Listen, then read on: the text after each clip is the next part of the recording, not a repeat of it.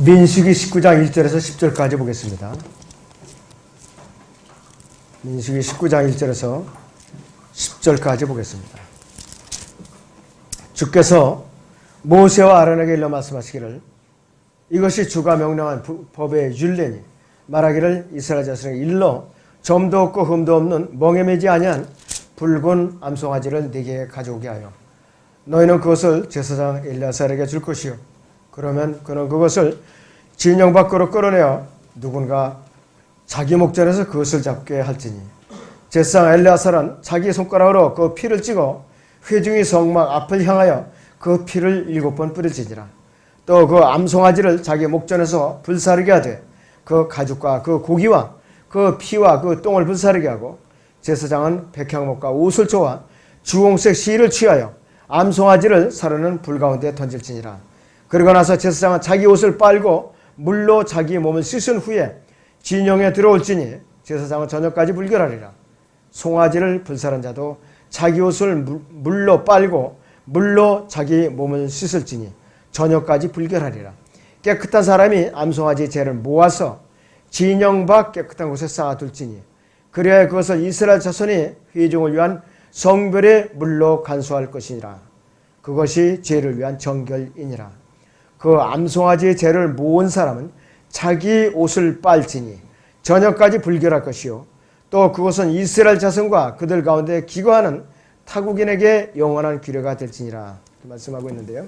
오후의 주제는 붉은 암송아지입니다. 붉은 암송아지. 붉은 암송아지는요, 이 성도들이 이 세상에 거쳐가는 순례의 길에서 몸에 수시로 달라붙는 그러한 육체의 더러움을 깨끗이 씻어내는 근거가 되시는 예수 그리스도라는 제물을 예표하고 있는 것이죠. 또 정결케 하는 방법에 대해서 이 구체적으로 다루고 있는 예표가 바로 붉은 암송아지 제와 그 규례에 대해서 다루고 있어요. 이스라엘은 현재 성전 제사를 다시 드리려고 순수한 혈통을 가진 붉은 암송아지를 찾아서 이미 그 제를 만들어서 준비를 하고 있어요. 자, 그래서 대환란이 시작되자마자 성전 제사를 다시 시작합니다. 붉은 암송아지 제가 다시 드려질 것이라 했어요. 우리는 그 직전에 셋째 하늘로 들림을 받아 올라갈 것이에요. 우리하고는 관계없어요. 붉은 암송아지하고. 그러나 이스라엘은 목숨을 건 일이라 이것이요. 그 DNA를 찾아내고 정확한 암송아지를 길러가지고 제를 준비하고 있다 이것이요. 제사상도 어린 아이들을 갖다 지금 제사상께서 기르고 있죠. 의복도 만들고 있죠. 언약궤도 다 알고 있어요. 어디 있는지 다. 그렇지 않아 지금 특별한 방법으로 찾아내서 성전에다 지성소에 들여놓을 거예요. 그때부터 성전 제사가 시작된다 이것이. 1절에서 9절을 다시 해봅니다. 주께서 모세와 아론에게 일러 말씀하시기를 그랬어요. 이것이 주가 명령한 법의 율례니 말하기를 이스라엘 자손에게 일러 점도 없고 흠도 없는 멍에 매지 아니한 붉은 암송아지를 내게 가져오게 하였어. 너희는 그것을 제사장 엘리아살에게 줄 것이요 그러면 그는 그것을 진영 밖으로 끌어내어 누군가 자기 목전에서 그것을 잡게 할지니 그랬어요.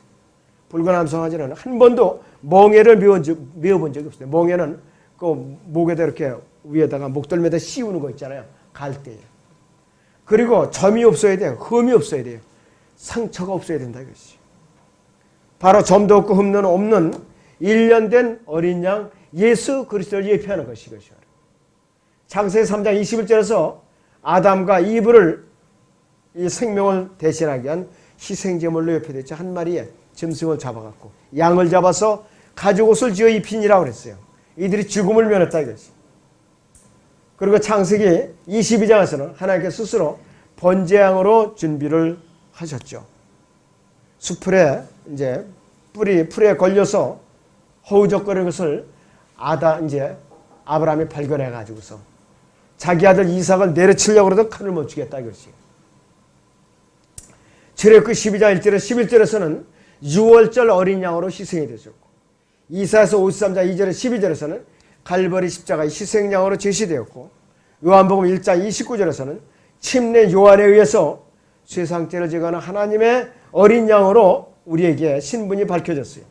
요한복음 19장 30절에서는 갈보리 십자가에 의해서 다 이루었다는 선언과 함께 자신의 생명을 내어주심으로써 온 인류를 위한 속죄의 사역을 완성해 놓으셨다 이것이요. 그래서 붉은 암송아지 저는 바로 이 어린 양이신 예수 그리스도를 예표하고 있는 것이에요. 예수 그리스도를 예표하고 있는 것이라 이것이요. 자, 본문 그 민수기 19장 4절을 보세요. 제사장이 회중의 성막 앞을 향해서 7번 피를 뿌려요. 제사장 엘르아사는 자기 손가락으로 그 피를 찍어 회중의 성막 앞을 향하여 그 피를 7번 뿌릴지니라 그랬어요. 제사장의 모든 증인들이 보는 가운데서 하나님 앞에서 모든 죄를 제거하는 일을 다시는 반복할 필요가 없다는 그 완벽함을 공개적으로 알리는 그 예표가 뭐냐면은 회중의 성막을 향해서 그 붉은 암송아지를 목을 따서 7번 피를 뿌리는 거. 7은 완전수라 이것이에요. 맹세라는 수예요. 언약의 수라 이것이에요. 히브리서 9장을 봅니다. 12절에서 14절을 잠깐 보겠습니다. 히브리서 9장 12절에서 14절을 잠깐 보겠습니다. 염소와 송아지의 피로 아니하고 그랬어요. 오직 자신의 피로 한 번 성소에 들어가셔서 우리를 위해 영원한 구속을 이루셨느니라. 황소와 염소의 피와 암송아지의 제도 불결한 자들에게 뿌려 그 육체를 정결케 함으로써 거룩하게 한다면 하물며 영원하신 성령을 통하여 흠없는 자신을 하나님께 드린 그리스도의 피가 어찌 죽은 행실에서 너희 양심을 정결케 하여 살아계신 하나님을 섬기게 하지 못하겠느냐 이것이. 양심의 죄까지도 정결케 하는 능력이 있다 이것이에요. 예수 그리스도의 피가 능력이 있는 피라 이것이에요. 예수님께서는 한 번 성소에 들어갔어요. 구약의 성막의 성소에 들어간 것이 아니에요. 아주 셋째 하늘에 있는 그 성소에 바로 들어가셨다 이것이에요. 그리고 영원한 구속을 이루셨어요. 그래서 이 히브리서 9장 12절은 단번 속죄의 영원성을 나타내는 거예요. 단번 속죄. 한번 다시 보세요. 12절에. 염소와 송아지의 피로 아니하고 오직 자신의 피로 한 번 성소에 들어가서 우리를 위해 영원한 구속을 이루셨느니라. 리뎀션이에요. 누군가 다른 사람을 위해서 자신의 피를 흘려준 것이 바로 이 구속이라고 그런다. 하나님의 피로서 우리를 대신해서 피를 흘려 주셨기 때문에 우리는 영원한 생명을 얻은 거라 이것이. 그렇기 때문에 이 성소는 셋째 하늘에 있는 성소예요. 구약의 대제사장들이 동물의 피를 가지고 지성소에 나가서 1년에 한 번씩 속죄 사역을 행했어요. 그리고 예수 그리스도께서 그분 자신의 피로 하늘들과 깊음을 통과해서 하나님의 보좌 앞으로 나가셨다 이거예요.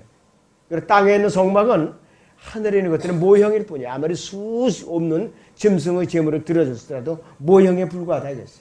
그러니까 제사장들의 성막에 피를 뿌리는 것, 예수 그리스도의 온 우주적인 피 뿌리심의 모형에 불과해요. 그 피 뿌리심의 모형에 불과하다 이것이.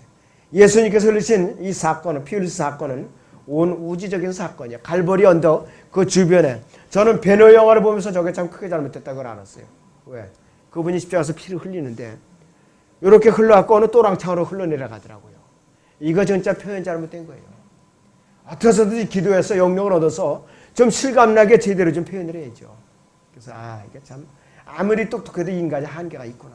그런데 베너 영화를 그 만든 감독은 자기 스스로 감탄했다고 그래요. 과연 이것이 제가 만든 영화입니까? 하면서. 그래서 교리적으로 그런 맹점들이 있어요. 그렇지만 그나마도 잘 된 영화예요. 그나마도. 이 시대에 누가 만들지도 않고 또. 자, 그래서 이 예수 그리스도께서 피 흘리신 사건은 우주적인 사건이라 했어요. 셋째 하늘에는 유리바다가 붉어졌는데 이 유리바다는 요한계시록 4장 6절이나 15장 2절에 보면은 이렇게 표현하고 있어요. 특별히 요한계시록 15장 2절을 봅니다. 요한계시록 15장 2절을 보시죠.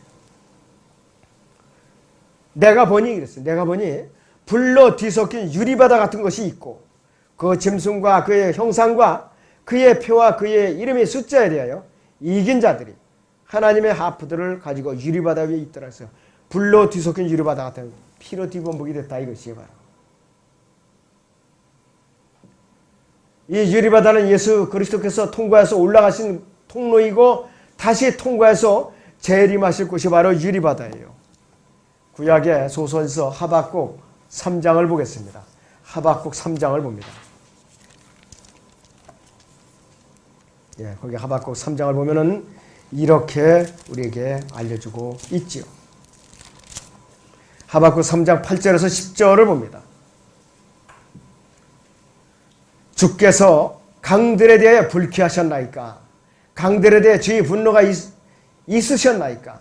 바다에 대하여 주의 분노가 있으므로 주께서 주의 말들과 주의 구원의 병거들을 타셨나이까? 지파들이 맹세들 즉 주의 말씀에 따라 주의 활이 아주 말끔해졌나이다. 셀라 주께서는 강들로 땅을 쪼개놓으셨나이다. 산들이 주를 보고 떨었으며 물이 넘침이 지나갔으니 기품이 그의 음성을 내며 그의 손을 높이 들었나이다 그랬습니다. 그래서 15절에 보시죠. 하박국 3장 15절에 주께서는 주의 말들을 타시고 바다 곧 큰 물무더기를 통과하셨나이다 그랬습니다. 미래에 이루어질 일이지만 과거로 기록되죠. 과거로. 앞으로 이루어질 일이라 이것이죠. 우리도 그 뒤를 따라서 셋째 하늘에서 그 물무더기 터널을 통과해서 이 땅으로 내려와야 재림한다 이것이에요. 물 한 방울 안 묻히고 내려와요. 우리는. 홍해를 건널 때 이스라엘을 생각해 보세요. 그들은 물에 흠뻑 젖었느냐? 아니라 이것이죠. 자, 그래서 이 바다, 이 유리바다가 예수 그리스도의 우주적인 영원한 피 흘리시며 사역을 통해서 지금 이제 붉게 물들어 있는 것으로 교리적으로 표현하고 있어요. 그래서 예수님께서는 그 자신의 피에 의해서 그분 자신을 하나님께 드리신 분이에요. 히브리서 9장 14절을 다시 봅니다. 히브리서 9장 14절을 다시 보시죠. 자, 그걸 보면 하물며 영원하신 성령을 통하여 흠없는 자신을 하나님께 드린 그리스도의 피가 어찌 죽은 행실에서 너희 양심을 정결케 하여 살아계신 하나님을 존귀하지 못하겠느냐 이렇게 말씀을 하고 있어요. 예수 그리스도의 피야말로 우리의 양심까지도 정결케 할 수 있도록 흘려놓으신 피예요. 구약에 아무리 짐승의 피를 흘려도 사람이 숨기고 있는 양심에 감추고 있는 것은 정결케 될 수가 없어요. 그러나 이 신약에서는 각자의 양심까지도 규제하는 능력이 예수 그리스도의 피의 효력이 있더라 이것이. 그리고 히브리서 9장 12절에서는 예수님께서 자신의 피를 가지고 성소에 올라가셨다고 말하지 않고 자신의 피에 의해서 그랬어요. 그 피에 의해서 그분께서는 우리를 죄를 대속해 주신 거라 이것이. 예수 그리스도는 그분의 피에 의해서 하나님께로 나아가셨고 또 예수 그리스도의 피는 이 성소에 지성소에 자비석 앞으로 가져갈 필요가 없다 이것이. 왜 그런가? 이 피는 예수 그리스도의 피는 하나님이시며 사람이신 예수 그리스도에 의해서 하늘과 땅을 완전히 가득 채울 수 있는 능력 있는 피라 이것이에요. 우주적인 피일 뿐 아니라 말라부터 없어지는 그런 피가 아니라 영원히 유지되는 피예요. 구약에 1년에 한 번씩 지성소에 지상들이 들어가서 피를 뿌려요. 그 피가 어떻게 되느냐? 상에서 냄새가 나 썩느냐? 아니에요. 증발을 해버려요. 감쪽같이 증발을 한다 이것이. 그렇기 때문에 그 다음에 들어가면은 말끔해진 그 자비석 위에다 또 뿌리는 거예요, 피를. 그렇게 하시는 거라 이것이. 자, 그래서 이 육체의 생명은 피에 있다고 부르면서 성경에서 말씀하고 있어요. 자, 그래서 예수님께서는 사도행전 20장 28절인데 하나님의 피를 갖고 계시다고 그랬어요. 그래서 하나님의 생명을 갖고 계시면서 예수 그리스도 안에 우리는 생명을 이어받았기 때문에 우리 생명은 어떻게 되냐? 영원하다 이것이. 그래서 예수 그리스도의 피는 영원히 썩지 않은 하나님의 피라고 성경에서 증거하고 있다 이것이. 그렇기 때문에 반복적으로 두 번 다시 피를 흘릴 필요가 없어요. 두 번 다시. 단번에 흘려진 피라 이것이. 영원한 효력을 갖고 있기 때문에 지금도 만약에 예수님 피가 우리가 뭐가 부족하다 또 피를 흘려야 된다. 예수님께서 죽으신 건 헛된 것이에요. 단번 속죄 헛된 것이고 여러분이 거듭날 수도 없어요. 왜? 이게 또 효력이 없어서 또 한 번 보충해서 자꾸 뿌려야 된다면 거듭난도 몇 번씩 자꾸 대창이 돼야 돼요. 재탕. 아주 중요한 문제예요. 이거. 굉장히 중요한 거예요. 하나님께서는 영원토록 살아계신 거예요. 그래서 그분의 피는 여전히 영원토록 유효한 피라 이것이. 요한일서 5장 20절을 보시오. 요한일서 5장 20절을 봅니다. 자, 거기 보시면 이렇게 말씀을 하고 있어요. 또 우리가 아는 것은 하나님의 아들이 오셔서 우리에게 직약을 주셨다는 것이니 그랬어요. 이는 우리로 참되신 그분을 알게 하려는 것이라. 우리는 참되신 그분 곧 그분의 아들 예수 그리스도 안에 있노라. 이분은 참 하나님이시와 영원한 생명이시니라 이렇게 말씀하고 있어요. 그분은 영원한 하나님의 피를 가지시고 있기 때문에 영원히 썩을 수도 없고 시들을 수도 없고 메마를 수도 없는 피를 가졌다 이것이. 그래서 그분께서 우리의 양심까지 정결케 할 수 있는 능력을 가진 하나님의 피를 가지셨기 때문에 한 번 과거의 갈보리 십자가에 들으신 그분의 피는 우리의 양심을 정결케 하는데 여러분 구체적으로 뭐냐? 매 순간마다 우리가 불순종하면서 죄를 져요. 그럼 우리 양심이 찔리는 거 아니에요? 양심이 더럽혀지죠? 그럼 누구의 피로 정결케 해요? 자백을 하는 순간에 예수 그리스도의 피로써 우리 양심이 정결케 되는 것이에요. 현재 시제 우리의 현재 시제라고 해요. 언제까지? 몸의 구속을 받는 그 순간까지. 그 하나님을 섬기고 있다 이것이에요. 현재뿐만 아니라 미래도 마찬가지예요. 그래서 이 히브리서 9장 14절은 우리의 마음과 구상의 모든 죄와 싸우는 영적 전쟁을 할 때 우리를 이렇게 넘어질 때마다 이렇게 세워주는 아주 소중한 약속의 피라 이것이. 예수 그리스도의 피는 그래서 인간의 양심을 정결케 할 수 있는 절대적인 능력이 있다 이것이. 자, 어느 성도가 옛 육신의 생각과 사로잡혀서 옛 육신의 여러 가지 구상으로 복잡한 여러 가지 뒤숭숭한 일로 인해서 마음이 괴로워할 때, 양심이 괴로워할 때 이 예수 그리스도의 죄 없는 피를 주장할 수 있어요. 자백을 한다 이것이. 그럴 때마다 정결케 되는 거예요, 양심이.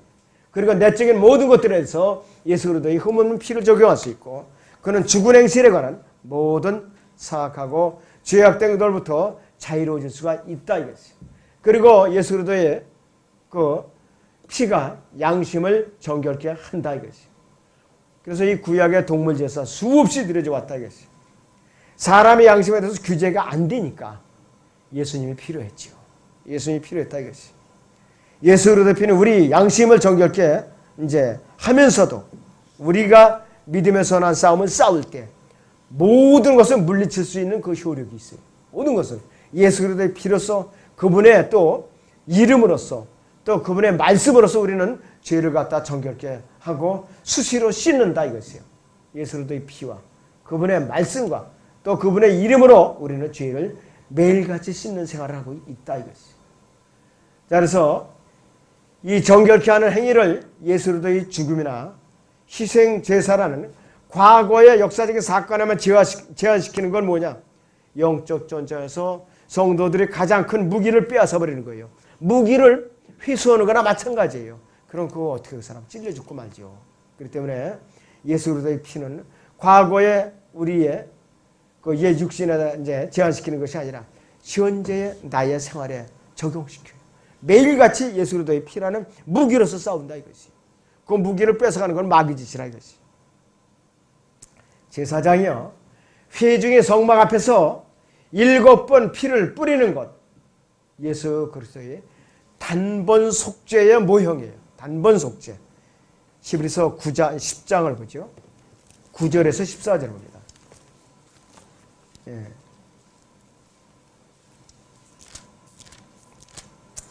(9절에서 14절을) 제가 보죠. 자, 그것은 현재를 위한 모형이었으냐. 아니, 여기서 저기 10장 9절에는 그때에 말씀하시기를 오 하나님의 보소서 주의 뜻을 행하러 내가 왔나이다 했으니 첫 번째 것을 피하시면 두 번째 것을 세우려 하심이라. 그 뜻에 따라 한 번 예수 그리스도의 몸을 들으심으로 우리가 거룩하게 된 것이라. 제사장마다 매일 서서 섬기며 똑같은 제사를 자주 드리지만 이것으로서는 결코 죄들을 제거할 수 없으나 이분은 한 번의 속죄제를 영원히 드린 후 하나님의 오른편에 앉으셔서 그 후로는 그의 원수들을 자기 발판으로 삼으실 때까지 기다리시느니라. 이는 그가 한 번의 제사로서 거룩하게 된 자들을 영원히 온전케 하셨기 때문이라 이것이요. 우리는 단번에 거룩해진 사람들이에요. 교리적으로 단번에 거룩해진 사람들이라 이것이요. 예수님께서 첫 번째 것을 폐했다는 것은 율법을 완성시키셨다 이것이요. 율법을. 그리고 로마서 10장 4절에 보니까 그리스도께서는 믿는 모든 사람에게 의가 되시고서 율법이 끝이 되시느니라 그랬어요. 율법이 끝이 되셨다고 그랬어요. 근데 왜 자꾸 율법을 들먹으면서 부추겨내느냐 이것이.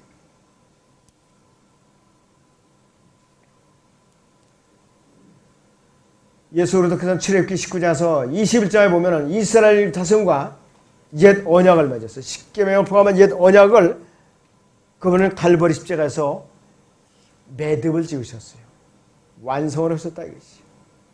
자신을 희생제물로 들이심으로써 두 번째 것을 세우는데 그것이 신약이에요. 신약이라 이것이. 그래서 엄밀히 말해서 예수님께서 갈보리 십자가에서 피 흘리기 시점까지는 새 언약이 맺어지지 않았기 때문에 사도행전 26장까지 신약이 아니다 이것이. 그래서 이 새 언약이 맺어지기 전에 있었던 사건들, 예수님께서 사역하시던 것을 기록한 사복음서도 새 언약을 준비하는 과정이기 때문에 이것도 신약이라고 부르는 것이. 하나님께서 이스라엘 자손과 옛 언약을 맺으신 건 출애굽기 20장에서 그들과 분명히 그 10계명을 주면서부터 본격적으로 맺으세요. 그런데 옛 언약 이전의 사건을 기록한 창세기도 그럼 성경이 아니냐 성경이냐, 모든 준비 과정에 포함이 되기 때문에 구약 성경에 포함이 되는 것이. 역시 모세가 그 기록하는 것일지라도. 자, 그래서 히브리서 10장 10절을 다시 보시오. 그 뜻에 따라 그랬습니다. 한 번 예수 그리스도의 몸을 들이심으로 우리가 거룩하게 된 것이라. 이 말씀에서 그 뜻에 따라 그랬어요. 히브리서 10장 9절에 보니까 주의 뜻을 행하려고 이렇게 말씀하셨어요. 그 주의 뜻이 누구냐? 아버지의 뜻이라 이랬어요. 그 아버지의 뜻은 무엇이냐? 예수 그리스도께서 겟세마네 동산에서 내 뜻대로 하지 마옵시고 아버지의 뜻대로 하옵소서 이렇게 고백을 했어요. 온 세상을 위해 죽는 길을 택하셨다 이겠어요. 예수님께서 스스로 택하신 길이라 이겠어요. 그래서 이 아들 예수 그리스도를 향한 하나님 아버지의 직접적인 뜻은 뭐냐? 갈보리 십자가에서 아담 안에서 타는 모든 세상 죄인들을 위해서 대신 목숨을 내놓고 피를 흘려서 죽으시는 거예요. 이것이 예수 그리스도의 하나님의 직접적인 뜻이라 이것이에요. 여러분 각자를 향한 뜻은 제각각 다 다릅니다. 사람마다 다 달라요. 어떤 사람은 전담 사역자, 어떤 사람은 선교사, 또 어떤 사람은 성가대 대원, 어떤 사람들은 교사, 또 어떤 사람들은 복음 전도자, 어떤 사람들은 교회 안에서 섬기는 거, 또 어떤 사람들은 남을 이렇게 돕는 거, 구제하는 거 다 다르죠. 다르다 이것이. 일리적으로 한 가지 공식으로 적용한다. 그것도 마귀의 짓이에요. 그러면 그 교회 지체가 머리만 있어야 돼 전부. 손가락 발가락 다 필요가 없어요. 조화를 이루어야 된다 이것이. 조화를. 예수 그리스도께서 단번에 몸을 들으심으로써 우리를 거룩하게 선포하셨다 이것이. 자, 그래서 그 언약의 피를 우리가 지금 붙들고 있어요. 우리가 붙들고 있어요. 그 피로써 우리 양심을 지금 붙들고 있다 이것이. 우리가 세상에 살고 있을 때는 소망도 없고 하나님도 없는 상태였어요. 이교도라 이것이. 허물과 죄들로 죽어 있었다 이것이. 그런데 단번 속죄 사건으로 인해서 우리에게는 영원한 생명이 부여된 거라 이것이요. 영원한 단번 속죄가 구체적으로 이런 것을 예를 들어 드리면, 첫째는 우리의 내적인 삶을 정화시켜요. 부정한 마음을 갖고 있는 모든 더럽고 불결한 생각들을 정화시킨다 이것이에요. 그 불결한 마음과 생각들이 구체적으로 무엇인가 한번 우리가 살펴보고 넘어가야 되겠습니다. 골로새서 잠깐 보겠습니다. 골로새 3장 9절부터 골로새 3장 8절에서 9절을 보죠. 이제는 너희가 이 모든 것, 즉 분노와 성냄과 악의와 하나님을 모독하는 것과 너희 입에서 나오는 추잡한 말을 벗어버리라. 서로 거짓말하지 말라. 너희가 그 행위와 함께 옛사람을 벗어버리고 그를 창조하심으로 형상을 따라 지식 안에서 새롭게 된 새 사람을 입었으니 이렇게 이제 말하고 있지요. 에베소서 또 4장을 보겠습니다. 거기에 과연 우리의 마음에 부정한 것들이 뭐냐 이것이. 31절에 32절을 보죠. 모든 신랄함과 분개와 분노와 고함 지르는 것과 그랬어요. 욕설을 모든 악의와 함께 너희로부터 버리라 했어요. 너희는 서로 친절하고 다정다감하며 서로 용서하되 하나님께서 그리스도를 위하여 너희를 용서하신 것 같이 하라 이렇게 말씀을 하고 있어요. 너무나도 우리의 내적인 그 삶 자체가 부정한 것을 아직도 가득 차고 있어요. 매일같이 정화하는 그 삶이 필요하다 했어요. 그것이 예수 그리스도의 단번 속죄로서 이미 교리적으로 완성해 놨는데 몸이 구속을 받지 않았으니까 매일 매 순간마다 우리가 변화되는 과정이라고 했어요. 단번 속죄가 이루는 두 번째는 뭐냐? 양심을 영원히 정결케 한다 이것이. 그리고 매 순간마다 내가 죄를 지었을 때 자백함으로써 내 죄를 계속해서 씻어내는 능력이 바로 있더라고요. 단번 속죄에 대해서. 세상에 구약 성막에서 어떠한 제사장들도 이런 것들을 해결을 못 봤어요. 예수님만이 해결했다 이거지. 자, 붉은 암송아지를 잡아서 불에 태워서 죄를 갖다가 이제 왜 보관하는가? 본문 민수기 19장 5절 6절을 봅니다. 그럼 왜 암송아지 죄를 왜 보관하는가 이거지요.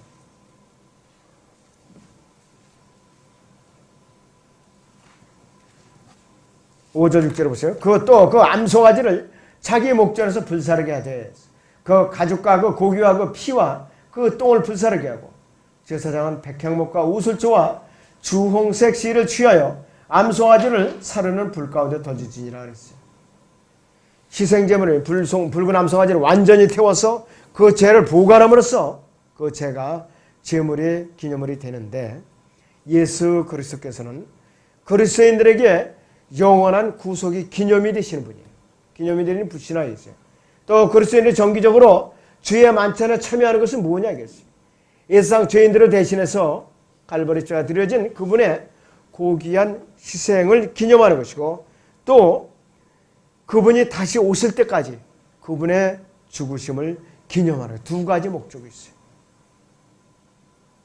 이 세상 죄인들을 대신해서 갈보리뼈가 드려진 그분이 고귀한 희생을 기념하고 그분이 다시 오실 때까지 그분의 죽으심을 기념하는 것이 주의 만찬이라 이것이에요.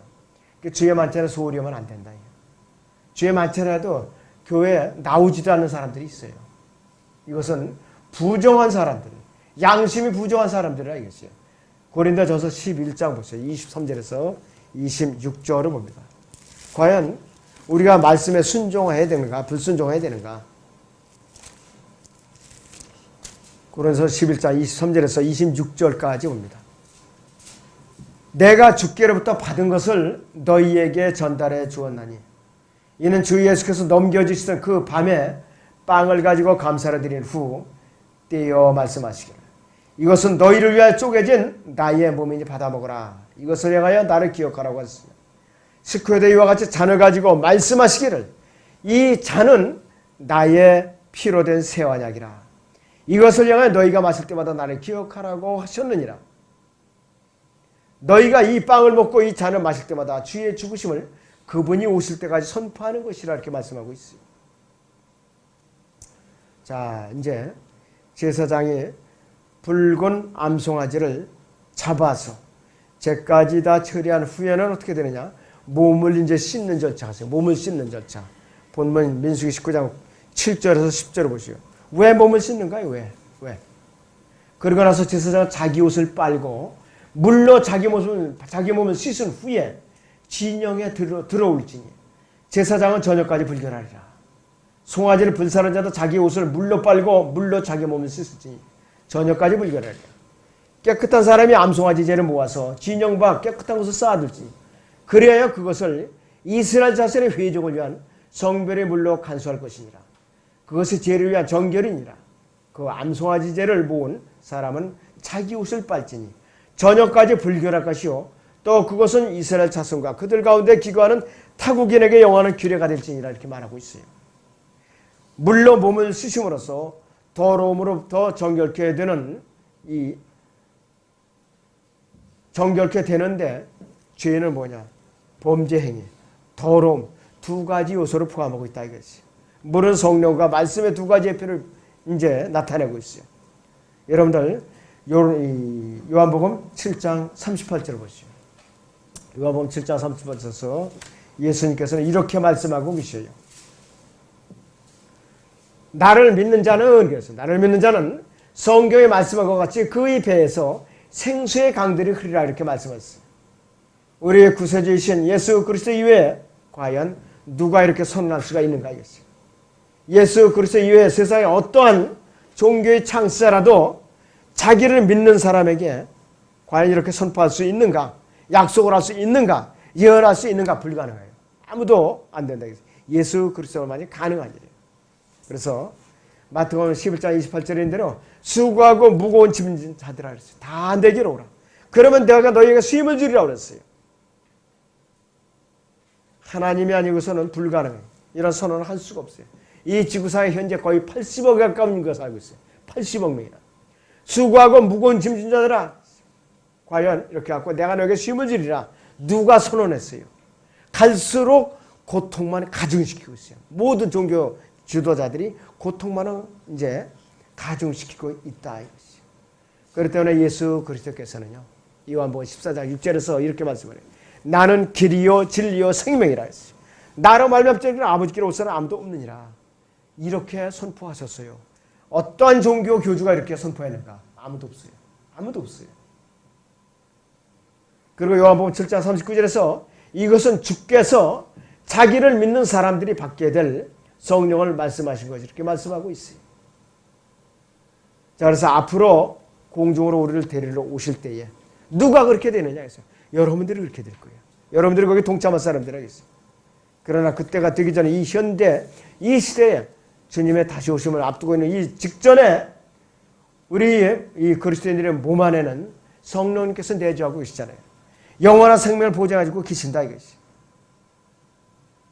그래서 그분께서는 삼위일체 하나님이면서도 말씀이시면서도 그분은 피로 표현이 된다 이것이. 요한일서 5장 6절을 봅니다. 요한일서 5장 6절을 보세요. 자, 거기 보시면 이렇게 말씀을 하고 있어요. 이분은 물과 피로 오신 분, 곧 예수 그리스도시라. 물로만이 아니라 물과 피로니라. 증거하시는 이는 성령이시니 성령은 진리이시기 때문이라. 말씀과 같이 성령님께서는 예수 그리스도께서 물과 피로 오셨다고 증거하고 계셔요. 예수 그리스도께서 믿는 사람들에게 성령을 주신 두 가지 경우가 성경에 나타나요. 한 번은 예수 그리스도께서요, 십자가 못 박히신 뒤에 이분이 영광의 셋째 하늘에 가셨다가 다시 제자들에게 돌아오셨을 때 이렇게 선포합니다. 요한복음 20장 보세요. 20장 22절에서 24절을 보겠습니다. 20장 22절 23절을 봅니다. 이 말씀을 하신 후 그들에게 숨을 내쉬어 말씀하시기를 성령을 받으라. 너희가 누구의 죄든지 용서하면 그들이 죄사함을 받게 되며 누구의 죄든지 그대로 두면 그대로 있게 되라고 하시더라. 이 말씀대로 성령을 제자들에게 주신 거예요. 또 한 번은 예수 그리스도께서 부활하시고 마지막 시간들을 지상에서 보내신 후 셋째 하늘에 올라가서 하나님의 보좌 오른편에 앉아 계신 뒤에 50일째 되는 날 오순절에 사도행전 2장에서 이 땅에 오신 거예요. 이 땅에 오셨다 이것이. 그래서 요한복음 7장 39절은 바로 이것을 의미하는 것이죠. 또 예수 그리스도께서는요, 요한복음 14장 16절에서 성령님에 대해서 이렇게 소개를 해드립니다. 성령님에 대해서. 또 내가 아버지께 기도했고 그분께서 다른 위로자를 너희에게 주시리니 그가 너희와 함께 영원히 거하시리라 이렇게 약속을 하셨습니다. 또 14장 26절에서는 이렇게 말씀하세요. 그러나 위로자이신 성령을 아버지께서 내 이름으로 보내시리니 그가 너희에게 모든 것들을 가르치시니 또 내가 너희에게 말한 모든 것들은 생각나게 하시리라 그랬어요. 여러분들은 누구하고 상담할 때나 가르칠 때나 복음을 전할 때 일일이 성경을 다 찾아보면은 듣는 사람이 지루해서 도망가요. 아유 지겹다. 그때 생각이 나게 해주세요. 그것이 성령님의 역사예요. 일일이 다 암송을 하는 그렇게 해주신다 이거죠. 성령님께서는 예수 그리스도가 갈보리 십자가에서 못 박히시고 부활하신 뒤에 영광의 셋째 하늘로 올라가서 하나님의 보좌에 앉으신 후에야 그리고 나서 이 땅에 오셨다 이거지. 예수님께서는 성도들을 거룩하게 하시려 그분의 몸은 거룩하고 영광스럽고 점이나 흠이 없이 되셔야만 했다 이것이에요. 그렇지 않으면 우리가 거룩하게 될 수도 없고 영광스럽게 될 수도 없고 점이나 흠이 없어질 수도 없어요. 우리는 흠과 점투성이라 이것이. 예수 그리스도는 교회의 머리시고 몸의 구세주이시기 때문에 우리는 언제든지 거룩한 모습으로 정결한 모습으로 그분을 뵐 준비를 해야 돼요. 자, 에베소 5장 26절에서 27절을 봅니다. 에베소 5장 26절에서 27절을 보겠습니다.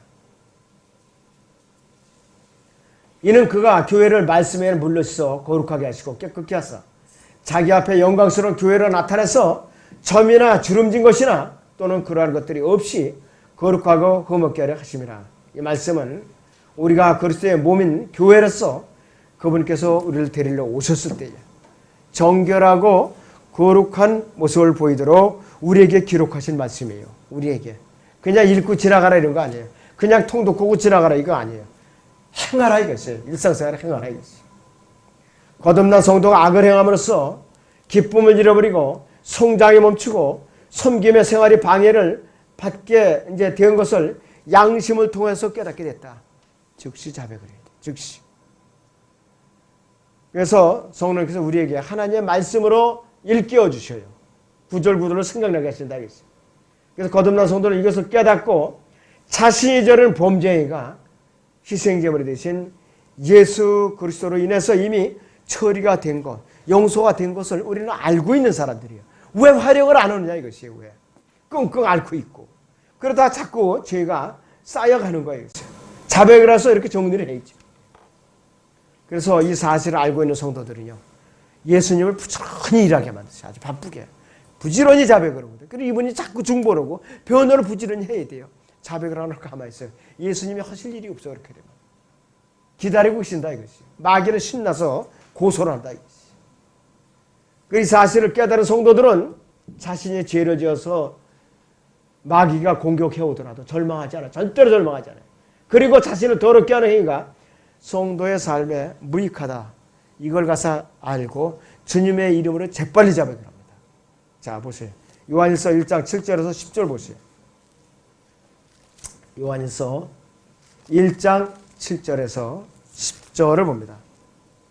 그러나 그분이 빛 가운데 계신 것 같이 우리도 빛 가운데 행하면 우리가 서로 간에 교제가 있게 되고 그의 아들 예수 그리스도의 피가 우리를 모든 죄에서 깨끗하게 하시느니라. 만일 우리에게 아무 죄도 없다고 말하면 우리 자신을 속이는 것이요 진리가 우리 안에 있지 아니하나. 우리가 우리 죄들을 자백하면 그는 신실하시고 의로우셔서 우리 죄들을 용서하시며 모든 불의에서 우리를 깨끗하게 하시느니라.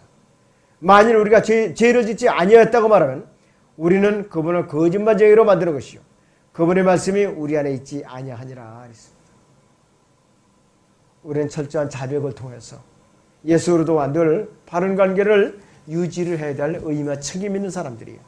붉은 암송아지 제가 바로 나의 죄를 갖다가 늘 정결하게 씻는 삶과 연관성이 깊이 있다는 것을 여러분들이 잘 새기셔야 됩니다. 그래서 우리는 붉은 암송아지 제하고 교리적으로는 상관이 없어요. 왜냐하면 대환란이 시작되면 성전유사가 되면 그때에 사용될 것이라 이것이. 우리는 그것을 구경하러 궁금하다고 괜히 기다릴 필요가 없는 사람이에요. 반드시 올라가야 돼요. 그러면서 지상에서 하는 것이 보이겠죠. 그래서 우리는 나와 주님과의 관계, 자백이라는 아주 훌륭한 도구를 주셨어요. 여러분들 아무쪼록 적극적으로 활용을 하시기 바랍니다.